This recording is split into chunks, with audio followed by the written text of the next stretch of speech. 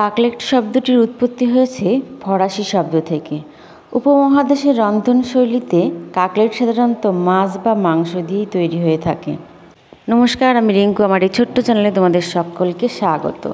আজকে তৈরি করব চিকেন কাকলেট। তার জন্য দেখো এখানে নিয়েছি কিন্তু 500 গ্রামের মতন এখানে আমি চিকেন ব্যবহার করেছি। এখানে কিন্তু একদম বুকের যে মাংসটা হয় সেটাই কিন্তু আমি এখানে ব্যবহার করেছি। আর এইখানে দেখো মাংসগুলোকে এবার এইভাবে আমরা কেটে নেব ছোটো ছোটো টুকরো করে। ভিডিওটি শেষ পর্যন্ত দেখার জন্য অনুরোধ রইল।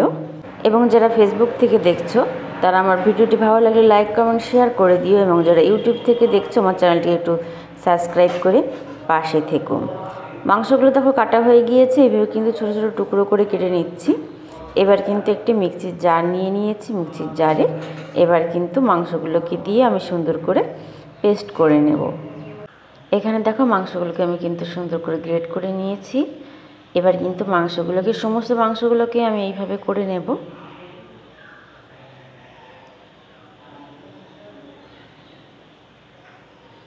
দেখো সমস্ত মাংসগুলোকে কিন্তু আমার গ্রেট করা হয়ে গিয়েছে। এখানে আমি মোটামুটি 500 গ্রাম মতন মাংস ব্যবহার করেছি। তোমরা তোমাদের প্রয়োজন অনুযায়ী এখানে মাংসটা ব্যবহার করে নিও। আর এখানে নিয়েছি কিছুটা পেঁয়াজ কুচি, কিছুটা আদা এবং রসুনকে হালকা গ্রেট করে নিয়েছিলাম। আর এখানে নিয়েছি কাঁচা লঙ্কা কুচি আর ধনেপাতা কুচি। এবার সমস্ত পেঁয়াজ কুচিটা আমি কিন্তু এখানে দিয়ে দিচ্ছি। পেঁয়াজ কুচিটাকে কিন্তু একটু ছোটো ছোটো টুকরো করে কেটে নিতে হবে। আর এখানে দিয়ে দিয়েছি আদা এবং রসুনটাকে। আর এখানে দিয়ে দেবো এবার কাঁচা লঙ্কা। যে যেমন ঝাল খাও সেই অনুযায়ী কিন্তু এখানে লঙ্কাটা ব্যবহার করো। আর দিয়ে দিচ্ছি কিন্তু এখানে কিছুটা ধনেপাতা। এবার দিয়ে দেবো কিন্তু গোলমরিচের গুঁড়ো। এখানে হাফ চামচ মতন আমি গোলমরিচের গুঁড়ো ব্যবহার করছি। আর এখানে দিয়ে দেবো এবার লাল লঙ্কার গুঁড়ো। তোমরা চাইলে কিন্তু এখানে কাশ্মীরি লঙ্কার গুঁড়োটাও ব্যবহার করতে পারো। আর এখানে দিয়ে দিচ্ছি 2 চামচ মতো টমেটো সস। টমেটো সসটা দিলে কিন্তু টেস্ট অনেকটা ভালো আসে, তো অবশ্যই দেওয়ার চেষ্টা করো। আর এখানে দিয়ে দিচ্ছি কিন্তু পরিমাণ মতো নুন। আর এখানে দিয়ে দিচ্ছি সামান্য হলুদ। তোমরা চাইলে হলুদটা নাও ব্যবহার করতে পারো। এবার সব কিছু কিন্তু হালকা করে আমরা একটু মেখে নিচ্ছি। তোমরা কে কীভাবে কাকলেট তৈরি করো সেটাও কিন্তু কমেন্টে জানাতে পারো, এবং যদি তোমরা অন্য কিছুর কাকলেট খেতে চাও সেটাও কিন্তু কমেন্টে জানাতে পারো। তো এইভাবে দেখো সুন্দর করে মেখে নিয়েছি। এবার দিয়ে দিচ্ছি কিন্তু কিছুটা গরম মশলার গুঁড়ো, এবং এখানে দিয়ে দেবো কিন্তু 1 থেকে 1.5 চামচ মতো সাদা তেল। আবারও সব কিছু দিয়ে কিন্তু সুন্দর করে মেখে নিচ্ছি। চিকেন কাকলেটটা কিন্তু বাচ্চা থেকে বড় সবাই ভীষণই পছন্দ করে। আর যেহেতু সামনেই পুজো এসে যাচ্ছে, তো পুজোর সময় কিন্তু অনেক ধরনের রেসিপি আমরা করে থাকি, তার মধ্যে কিন্তু এটা করলেও বেশ ভালো হয়। তো দেখো এইভাবে কিন্তু মাখা হয়ে গিয়েছে। এবার কিন্তু এইভাবে একটা একটা করে গোল করে নেব আমি, এবং হাতের সাহায্যে কিন্তু আমি হালকা করে একটু লম্বা শেপ দিয়ে নিচ্ছি।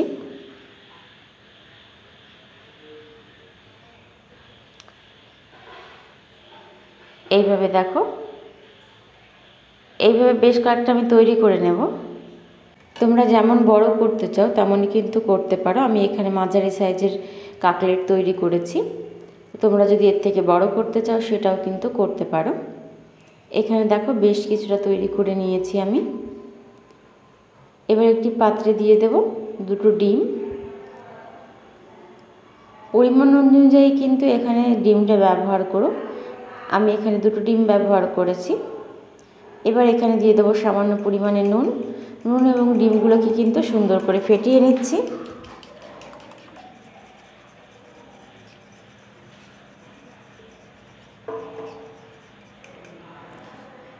ডিমটা আমার ফেটানো হয়ে গিয়েছে। এবার এখানে নিয়ে নিচ্ছি কিন্তু বেশ কিছুটা বিস্কুটের গুঁড়ো।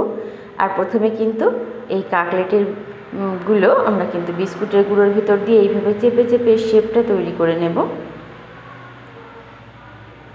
প্রথমে কিন্তু কাকলেটের শেপটা আমরা তৈরি করিনি, এইভাবে বিস্কুটের গুঁড়োর ভেতর বসিয়ে তারপরে কিন্তু আমরা কাকলেটের শেপটা দিয়ে দেব। এতে কিন্তু কাকলেটটা ভেঙে যাওয়ার কোনো সম্ভাবনা থাকে না।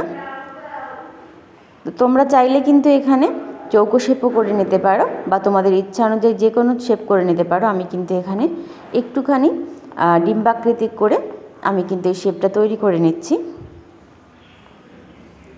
এখানে দেখো এইভাবে কিন্তু আমি কাকলেটের শেপটা তৈরি করে নিয়েছি। এবার কিন্তু কাকলেটের শেপটা আমরা ডিমের গোলায় কিন্তু এটাকে চুবিয়ে দেবো। তোমাদের আবারও দেখিয়ে দিচ্ছি শেপটা কেমন হয়েছে। এইভাবে করলে কিন্তু কাকলেটটা ভেঙে যাওয়ার কোনো সম্ভাবনা থাকে না। এবার কিন্তু ডিমের যে গোলাটা আমরা তৈরি করে রেখেছিলাম সেই ডিমের গোলার ভিতর কিন্তু এটাকে দিয়ে এবার কিন্তু বিস্কুটের গুঁড়োর ভিতর আমি কিন্তু এটাকে কোট করে নেব। এইভাবে চেপে চেপে দিলে কিন্তু বিস্কুটের গুঁড়োটা খুব সুন্দরভাবে কিন্তু কাকলেটের গায়ে বসে যাবে।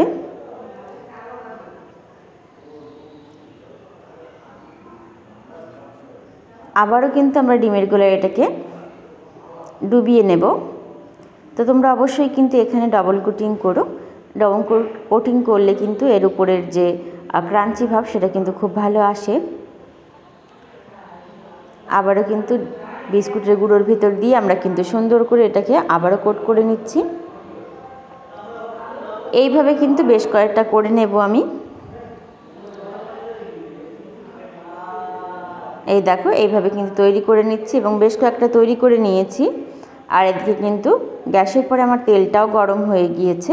এবার কিন্তু কাকলেটগুলোকে একটা একটা করে ছেড়ে দেব। তোমরা চাইলে কিন্তু এইভাবে কাকলেটগুলোকে তৈরি করে ফ্রিজেও রেখে দিতে পারো কিন্তু বেশ কিছুদিন। এইভাবে দেখো এবার কাকলেটগুলোকে আমি ছেড়ে দিচ্ছি। আমার এই ভিডিওটি তোমাদের কেমন লাগলো সেটা অবশ্যই কমেন্টে জানিও এবং বাড়িতে এই রেসিপিটা তৈরি করেও আমাকে কমেন্টে জানিও তোমাদের কেমন হয়েছে। এদিকে কিন্তু এক সাইডটা আমাদের মোটামুটি ভাজা হয়ে গিয়েছে। এবার কিন্তু উল্টে দেব।